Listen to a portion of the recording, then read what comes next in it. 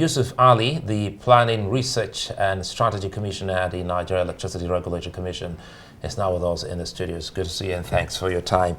And we're listening to that. But again, first, let's start off by asking, we understand that before this is done, there usually is this town hall meetings between discos and customers, and ultimately which they pass on that information to NEC.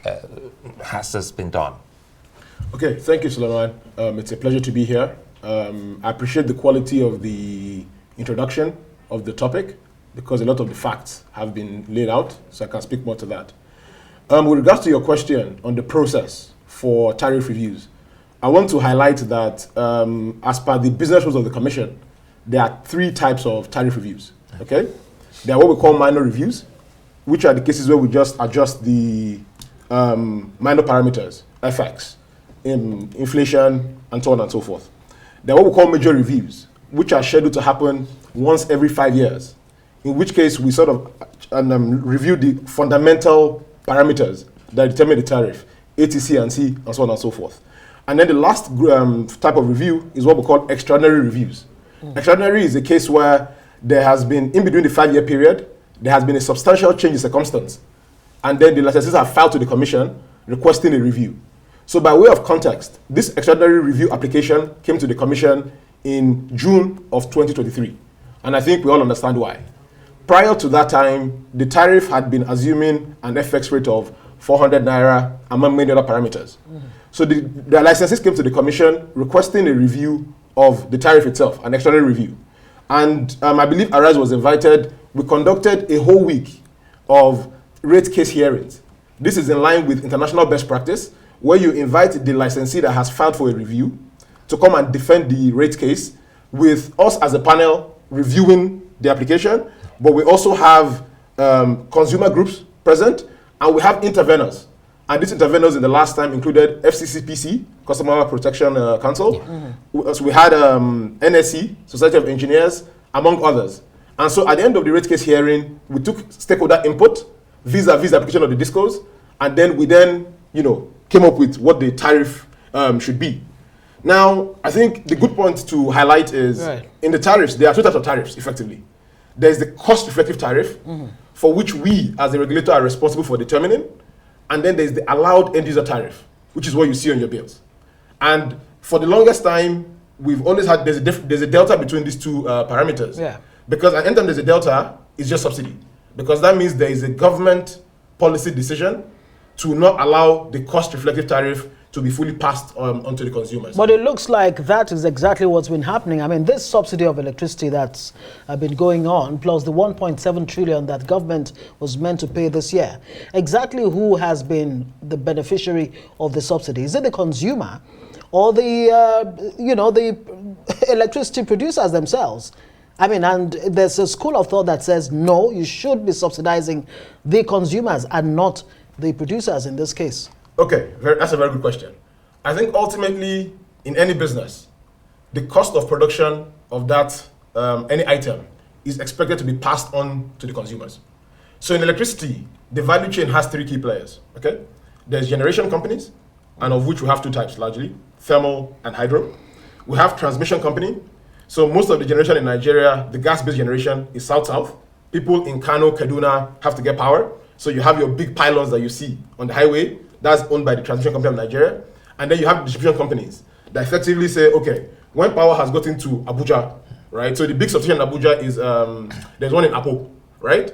To get the power from Apo to your house in Garki, to your house in Wuse, and so on and so forth, there's, smaller lines that are required to actually achieve that. Right. Okay? Now, the cost of all of these 3 players is what makes up the cost-reflective tariff. So as we speak today, the cost-reflective tariff is over 200 Naira. The interesting thing is that out of that 200 Naira, more than 60%, a shade over 60%, is actually cost of generation.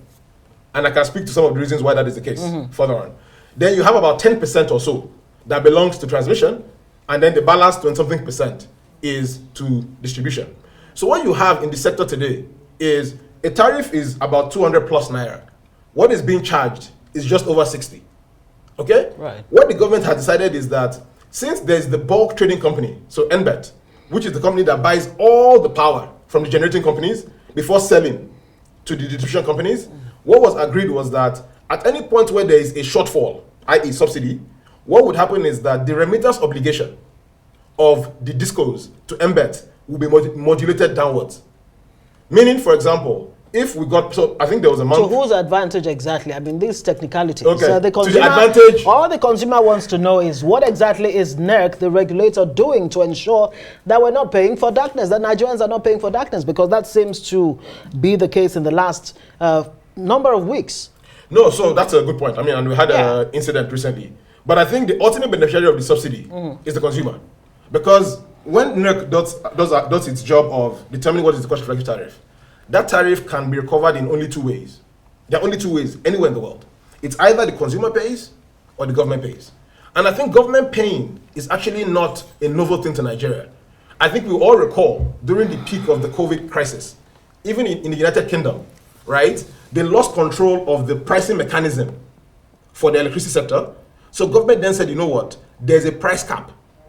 Anything above the cap, we will pay to make the companies whole. So I think in terms of the ultimate beneficiaries of the subsidy, it continues to be the citizens, and nothing has changed with regards to what has happened today. In fact, the only thing that has changed is that the government has directed the commission that instead of doing a subsidy for everybody, they want to do a more targeted subsidy. So this is a realignment of the subsidy regime in the sector to focus on the vulnerable areas and areas that are currently not getting the service. And I think the basis for this, we may all recall, and I think this is a good point to what Suleiman mentioned earlier, was that in 2020, when the first tariff review in 5 years was going to happen in the NESI, the commission undertook the stakeholder consultation. So they went to all the 11 distribution companies. There will be 2 days, people will come and make comments and so on. And the underlying theme that emerged from that engagement was customers said, we are willing to pay if we get the service. So the if we get the service is actually the genesis of the service-based tariff, because there's a realization that there is a disproportionality in the quality of infrastructure. Now I think you're there now. I'm happy you're there. I was waiting to see how you get there. Yusuf, you know, the only parameter for us to actually know what exactly is happening is the ATC and C. For those who don't understand the aggregate technical commercial, you know, the losses and collection. And whether you like it or not, sometimes some of them are hinged on what you just spoke about, infrastructure. So ultimately, what is NEC doing to ensure that some of these 11 discos have the adequate infrastructure so that ultimately these losses are not passed on to me and you, the consumers? This is a great question, Suleiman. And I think it ties very well to the point I made earlier. When we did the rate case hearing, and I think we have the video recordings, so we can always share so that for transparency, because I think that's one of our key mottos as a commission. We are in the middle of a very difficult triangle, okay? There is the consumers that want to pay as little as possible. There's the government that is inclined to side with the consumers to ensure that there's no hardship on the citizens. But then unfortunately, they are the investors, without whom there will be no service to talk about, right? So we are in the middle of that very difficult triangle. When we did the rate case hearings, and I think in July, as I mentioned, it was a situation where the average disco ATC and C request, because as I mentioned, in an extraordinary tariff review, the parameters that change is not just dollar, it's not just what's it called, inflation. You go to the heart of the issue. ATC and C is one of those things. CapEx, all of these things are the items that I discussed. What about capacity on the part of the discos? I mean, yes, so have said NERC may have made a huge mistake in some of the licensing of these I'll get to that. I want to get to that. The average disco, so when we took the average of the TNC that was requested from the commission, it was about 40%, or slightly a shade above 40%. So what that means is that discos are saying, if I deliver 10 units of electricity, I believe I will lose 4 of it through a combination of technical, commercial, and collection losses. And so, but I want to recover the cost of the 10 from the paying 6. So we as a commission said, okay, this is noted. Naturally, all the consumer groups at the rate case hearings raised objections. We did extensive research to see what is international best practice for ATC and C. And what we ended up approving for them is just a shade above 20%.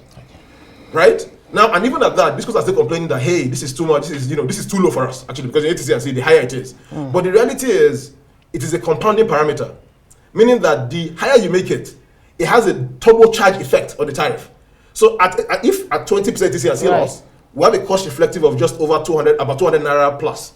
If that number was the request of the discos at 40%, we're talking of, north of 300, 350. But in the middle of all of that, the discos were still seen to have overbilled consumers. I mean, NEC came down hard. You're supposed to deduct some 10 billion or so from overbilling on the part of discos. How is that going? It is going well. I mean, if you're just have you been able to, get back what they've overbilled customers? So I think there are two things I want to clarify, and it's Very good that you quickly. raised this for customers, right? Yeah. The first thing is, when a customer is not metered, the only way you can build a customer is through estimation. Now, the Commission came up with an estimation methodology that we use to determine what we call the cap for how much a customer on a feeder can be billed, right? What then happened was that capping order, we were issuing monthly updates to reflect changes in energy delivery to the discos, month on month. Now, we then realized that there was a level of non-compliance by the discos. So what we did was, first thing we said was, any customer that was overbilled, even to the tune of like 2 units, that overbilling has to be corrected in the form of a credit adjustment. The reason why that is important is that even if you are on meter today, the first day you get a meter, discos have the habit, correctly, of transferring your debt onto the meter. So we've cleared that. And then in terms of the penalty, there was a penalty of 10% of the value of overbilling was then deducted from their administrative OPEX. Discos, by our business rules, they have the capacity to appeal to the Commission.